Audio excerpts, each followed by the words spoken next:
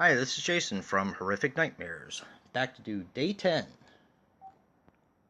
of my 31 Days of Horror in October. Today I watched Quicksilver Highway.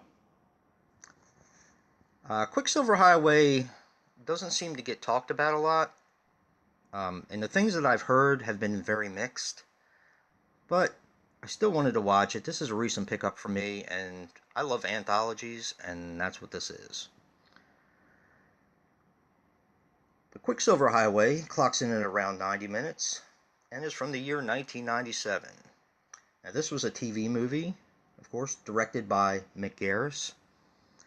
Now, Mick Garris, when you think of Mick Garris, or at least when I do, I think of Stephen King.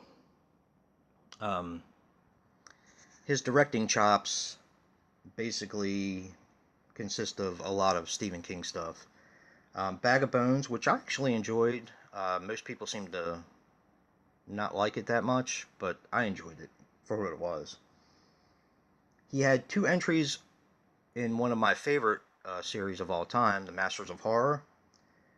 Chocolate and Valerie on the Stairs. I really enjoyed Chocolate. Valerie on the Stairs was okay.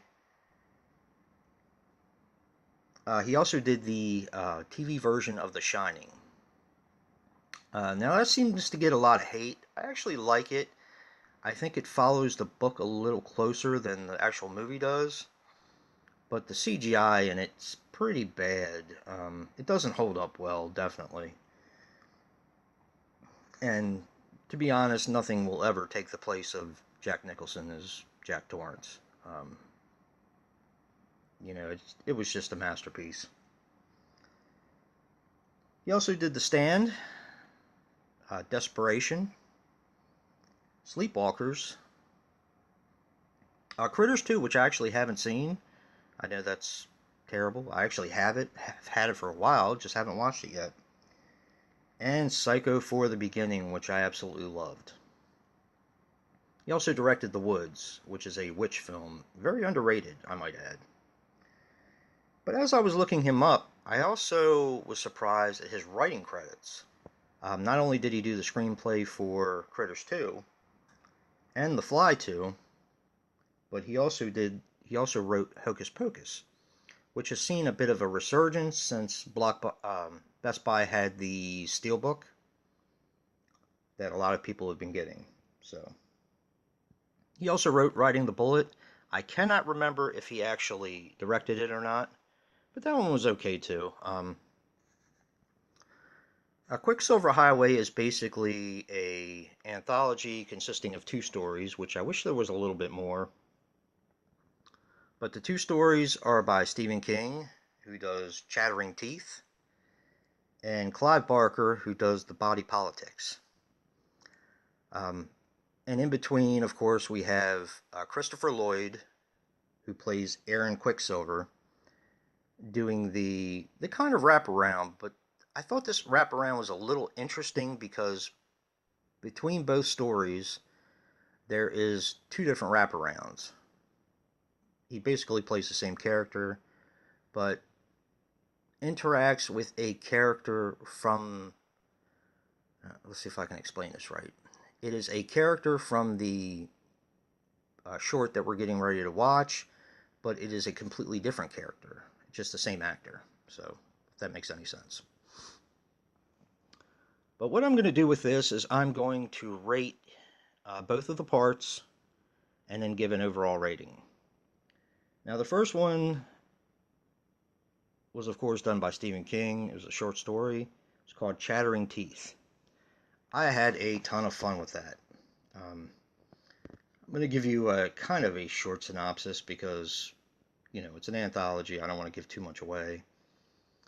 A guy who is driving through the desert, he's a salesman, is desperate to get back home to his son. He stops in a convenience store and picks up a toy for his son for his birthday, and subsequently kind of picks up a hitchhiker, sort of. He does pick up a hitchhiker, but you'd have to see it. And that's pretty much all I'm going to go with that one. Chattering Teeth. I actually enjoyed it. I thought it was fun. I'm going to give that one a 7. Now, the second one, of course, was directed or written by Clive Barker, one of his short stories called The Body Politics. This is about a plastic surgeon whose hands have a mind of their own. And that's all I'm going to say about that one. This one kind of lost me a little. It was a little too silly for me. I'm going to give this one a 6. It's still watchable and enjoyable, but it was a little silly for me. Overall, with the wraparounds and everything, I'm going to give Quicksilver Highway 7. That's 7 smashed pumpkins. I did enjoy it. Don't know if I'll be revisiting it anytime soon. And it will definitely not make my top 20 or top 30 anthologies. But it's definitely worth a watch. But some other YouTubers that are participating in the 31 are You and Your Horror Movies, Last Venom 76, Jen's Reviews from the Grave, Lisa Loves, Dave Maggot, Rusting Willpower, Random Horror, TheHORROman, Horror Fan 34, and Movie Review Time. Now, Andrew's Crypt is doing 31 days of recommendations, which is pretty cool. I do need to catch up on his videos as well as everyone else's. And Retro Horror is doing the 100 Movie Challenge. I do believe Celluloid Terror is doing that as well. And a new series, which I watched the first episode a few days ago, can't wait for the next one, is Three from the Grave. And that comprises of Lisa Loves doing a review, Movie Massacre doing the kill count, as he's so good at, and Strange Monkey, which gives the facts of the film. Did an extremely good job with that. So definitely check out that series, and if you like what you see in here, hit that like button and subscribe. And until next time, peace.